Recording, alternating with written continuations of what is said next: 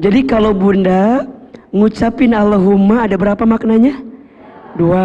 1, apa yang pertama? Merendahkan diri kita di hadapan Allah. Kalau kita lagi apa tadi? Lagi butuh banget. Lagi ngerasa kita teh ya Allah butuh pisan ke Allah. Gitu. Nah yang kedua, Allahumma tuh kita meninggikan nama Allah. Bahwa hanya Allah yang bisa mengurusi hidup kita. Hanya Allah yang tahu tentang apa yang kita minta. Itu yang pertama. Allahumma ya Allah. Maka nanti ada yang kedua, biasanya kalau doa pakai Robbana, ya. Betul nggak? Nah, kalau Robbana apa? Tambahin lagi 1. Kalau Robbana itu ikrar kita meyakini kalau Allah adalah Tuhan kita. Kalau untuk kami disebutnya Robbana, kalau untuk pribadi namanya Robbi, gitu. Ya, Robbana untuk kita, untuk kami, Robbi untuk kita pribadi. Sama dengan tadi maknanya, hanya ditambah dengan 1. Kalau Robbana itu berarti menegaskan Allah lah Tuhan kita. Allah lah tempat meminta kita. Allah lah yang berhak kita minta. Tidak ada lagi kecuali Allah subhanahu wa ta'ala. Allahumma ya Allah. Ini sesungguhnya aku. As'aluka bermohon kepadamu. Ya. Atau meminta kepadamu. Boleh. Berbohon, berminta. Kepada siapa? Kepadamu, kepada Allah. Apa yang kita minta pertama kali? Nafsan, jiwa. Jiwa, ya. Bika mutmainnah, jiwa yang tenang dalam pandanganmu, atau jiwa yang tenang di sisimu, kira-kira begitu. Allahumma ya Allah, ini sesungguhnya aku as'aluka bermohon kepadamu, nafsan bika mutmainnah, jiwa yang tenang di sisimu. Perhatikan ya. Kenapa di sini jiwa? Ya, dalam jiwa nanti ada yang lebih dalam lagi, namanya kolbu, itu hati. Betul? Nafsu itu jiwa. Setiap manusia pasti punya nafsu, betul apa enggak? Nafsu itu tidak bisa dihilangkan. Nafsu itu hanya bisa diarahkan. Apa? Nafsu tidak bisa dihilangkan, hanya bisa diarahkan. Kalau kita tidak punya nafsu, berarti kita teh maut. Ya, berarti kita teh udah nggak ada ruhnya. Karena ruh itu digerakkan oleh apa? Nafsunya. Jadi bukan dihilangkan nafsu, tapi diarahkan nafsu itu.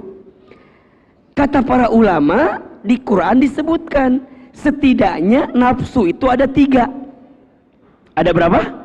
Ada 3. Yang pertama, ada nafsu yang diarahkan kepada yang baik. 2, nafsu yang diarahkan kepada yang tidak baik. 3, nafsu yang kadang-kadang naik turun. Pas lagi baik-baik, pas lagi turun-turun. Kalau turun, udah dapat musibah, inget lagi, betul apa enggak?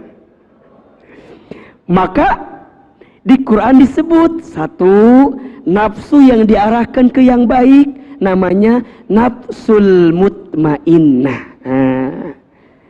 Apa bawaannya Ahilman? Bawaannya pengen ibadah terus, bawaannya pengen taat terus, bawaannya pengen deket sama Allah. Namanya apa? Nafsu mutmainnah. Ada yang kedua, diarahkan kepada yang tidak baik, namanya nafsul ammarah. Bawaannya apa? Ngabangkang, bikin dosa, bikin maksiat. Pakai nafsu apa enggak? Pakai. Apa nama nafsunya? Ammarah. Ammarah. Dan mohon maaf, nafsu ini Masya Allah godaannya lebih kenceng dibanding godaan setan itu sendiri. Makanya kalau nafsunya kenceng ketemu setan, udah jadi duet besti namanya itu. Jadi duet kolaborasi. Makanya kalau ada yang nanya, kan katanya Ramadan teh setan dibelenggu, betul apa enggak? Nah, hanya masih kagoda kene gitu ya. Suka ada pertanyaan gitu apa enggak? Kan katanya Ramadan setan dibelenggu, tapi kenapa masih kegoda terus? Ya, lihat tali sepatu, inget mie golosor, kadang-kadang iya mahnya. Ningali jangkrik, teringat kurma gitu. Nah, eta teh buat aya bukannya udah dibelenggu, muhun. Setannya dibelenggu, eta teh makna kiasan. Tapi godaan nafsu mah da aya kene, betul apa enggak? 11 bulan bunda beraktivitas, banyak gak maksiatnya? Banyak gak dosanya? Banyak gak kebiasaan buruknya? Ketemu Ramadan, hilang atau tidak? Belum tentu hilang, ngagoda ketika Ramadan kita. Makanya orang ketika Ramadan dia berperang. Berperang melawan apa? Hawa. Apa perintah wajibnya? Berpuasa.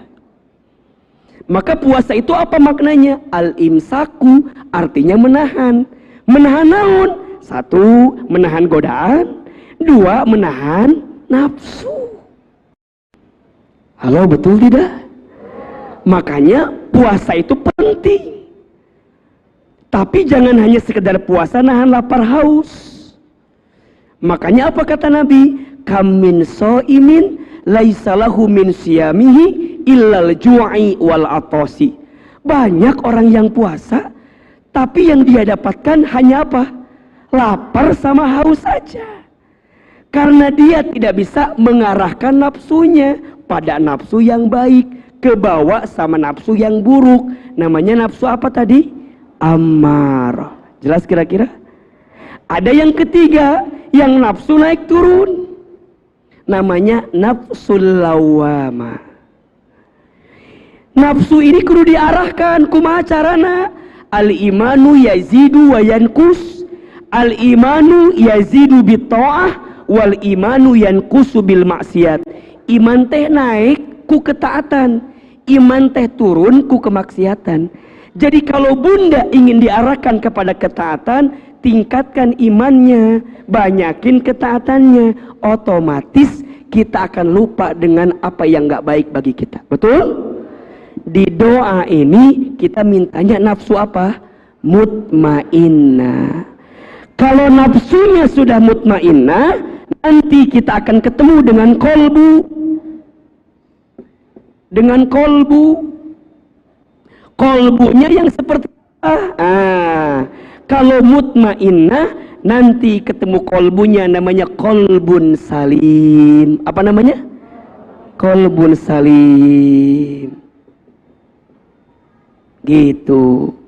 Ya, kalau nafsunya amarah atau lawamah, nanti ketemu 2. Kalau tidak kolbun marid, kolbun mayit. Gitu. Jelas tidak? Apa bedanya? Kolbun salim itu hati yang selamat. Kalau kolbun marid, hati yang sakit. Kalau kolbun mayit, hati yang mati. Jelas atau tidak? Bunda tara ngaji, nggak pernah ngaji, nggak pernah taklim, nggak punya guru yang bisa bimbing hati kita jadi lembut. Engke hati jadi penyakitan. Apa penyakit hati itu? Sombong, ujub, iri, apa namanya? Iri, ria, betul apa enggak? Tetangga beli kulkas, kita kedinginan. Tetangga beli kompor gas, kita kepanasan. Tetangga beli mobil baru, kita katabrak. Dan cicing di hareupeun mobil tetangga kita. Tetangga masang parabola, kita minum apa? Paramek, ya. Kenapa? Itu namanya penyakit iri dengki. Susah melihat orang senang, senang melihat orang. Kenapa itu Ustaz? Karena hatinya berpenyak. Kalau kita punya penyakit, kudu diapain? Diobatin, gitu loh. Betul apa enggak? Maka kita minta sama Allah nafsu yang mutmainnah, yang mengerahkan hati yang tenang. Ini penting, karena syarat untuk nanti kita masuk ke dalam surga, syaratnya kudu punya nafsul mutmainnah. Kalau jiwanya tidak tenang, kalau jiwanya tidak mutmainnah, tidak akan bisa mendapatkan ketenangan dan kebaikan. Makanya nanti ketenangan teh aya dua. Satu, ketenangan di dunia, hidupnya bahagia, enak gitu loh. Yang kedua, ketenangan yang sesungguhnya nanti di mana? Di surga. Apa kata Allah bagi orang yang tenang jiwanya itu?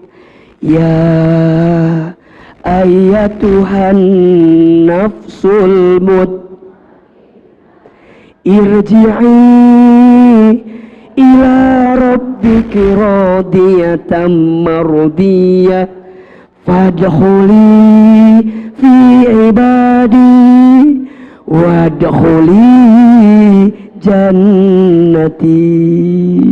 Ada nggak kalimatnya? Ada kalimatnya? Apa kata Allah? Duhai hamba-hambaku yang berjiwa tenang, yang dipanggil yang berjiwa tenang. Apa kata Allah? Kembalilah engkau kepadaku, hambaku, ke tempat yang aku ridhoi. Rodiyah, engkau ridho, mardiyah, Allah ridho. Ke tempat yang engkau ridhoi dan aku ridho engkau masuk ke dalamnya. Kenapa? Karena selama hidup engkau punya jiwa yang tenang. Di mana tempatnya? Hamba itu nanya, ya Allah, di mana tempatnya? Kata Allah, fadkhuli fi ibadi, masuklah denganku kepadaku, lihat wajahku, kata Allah. Wadkhuli jannati, masuklah ke dalam surgaku. Jadi jiwa yang tenang itu idaman setiap kita. Karena nanti kita akan berjumpa dengan Allah. Syaratnya harus punya apa? Jiwa yang tenang. Kita bisa masuk ke dalam surganya Allah ketika punya jiwa yang tenang. Jiwa yang tenang itu berangkat dari hati yang tenang. Di ayat lain Allah sampaikan, yauma la yanfa'u malun wala banun illa man atallaha biqalbin salim.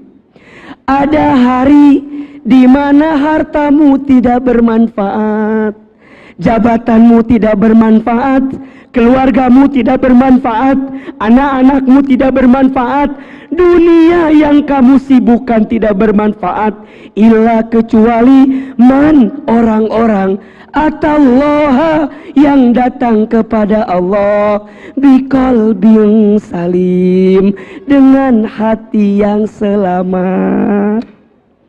Makanya mohon maaf, hati yang penuh iri dengki, hati yang sombong, hati yang ujub, hati yang ria, hati yang membenci orang lain, mohon maaf, tidak akan pernah mendapatkan kasih sayang Allah Subhanahu wa ta'ala.